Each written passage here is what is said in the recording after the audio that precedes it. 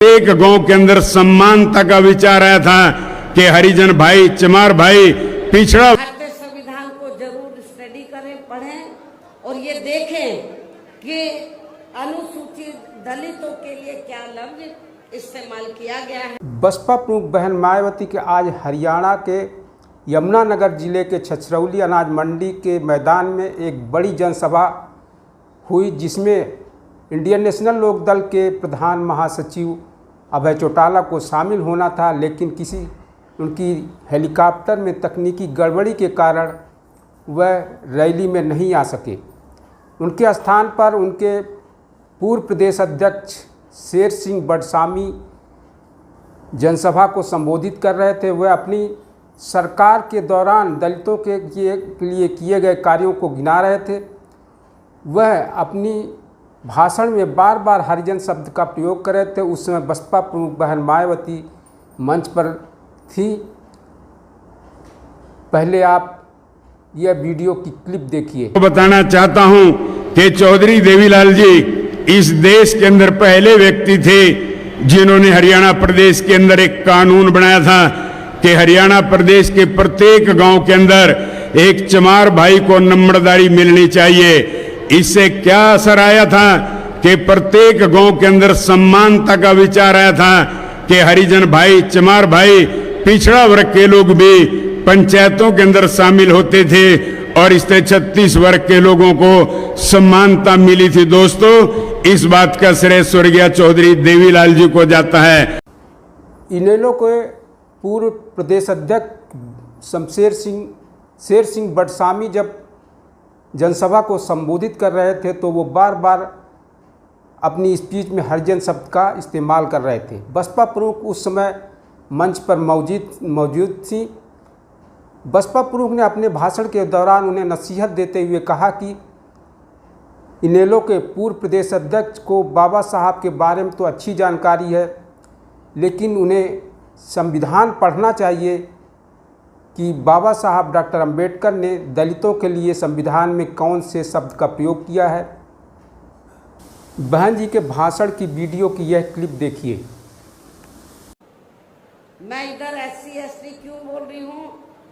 Schedule caste और schedule tribes, क्योंकि संविधान में जो दलित वर्ग के लोग हैं तो संविधान में दलितों के लिए तो हरिजन लफ्ज का इस्तेमाल नहीं किया गया है, बल्कि अनुसूचित जाति व जनजाति लफ्ज का इस्तेमाल किया गया।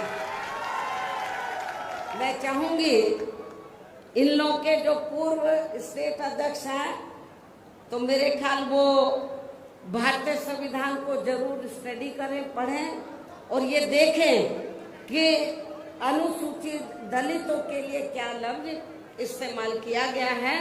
तो मुझे क्या लगता है, ये बाबा साहब के बारे में इनको जानकारी है, लेकिन ये भी जानकारी लेनी चाहिए कि SC ST के लिए क्या लफ्ज इस्तेमाल किया गया है। क्योंकि मुझे याद है सन 1977 में जब मैं वकालत की पढ़ाई कर रही थी, LLB फर्स्ट ईयर की स्टूडेंट थी, दिल्ली यूनिवर्सिटी से पढ़ रही थी। 1977 में जनता पार्टी की सरकार बनी और इन्होंने वोट क्या कह के लिया था कि हम स्वर्गीय श्री बाबू जगजीवन राम जी को देश का प्रधानमंत्री बनाएंगे, जिसको कांग्रेस ने नहीं बनाया। कांग्रेस ने भी नहीं बनाया जिनको, और जनता पार्टी ने भी नहीं बनाया 77 में। तो दलित वर्ग के लोग, अनुसूचित जाति जनजाति वर्ग के लोग पूरे देश में बहुत नाराज थे, खफा थे। तो उस समय उन्होंने दिल्ली में एक 3 दिन का जाति तोड़ो सम्मेलन रखा और उसमें ऑल इंडिया की तरफ से तो यूथ की तरफ से, नौजवानों की तरफ से मुझे उन्होंने इनवाइट किया बोलने के लिए। और जब मैं उस सम्मेलन में बोलने के लिए गई तो वहां पर जितने भी जनता पार्टी के नेता थे तो वो बार बार हरिजन इस्तेमाल कर रहे थे। तो मैंने उनको कहा कि एक तरफ तो आप जाति तोड़ने की बात कर रहे हैं और दूसरी तरफ आप हरिजन कह रहे हैं।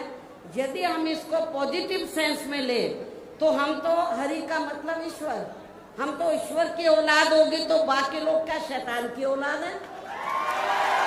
ये मैंने 1977 में जब मुझे उन्होंने ऑल इंडिया की तरफ से इनवाइट किया तो ये मैंने वहां पर बोला था।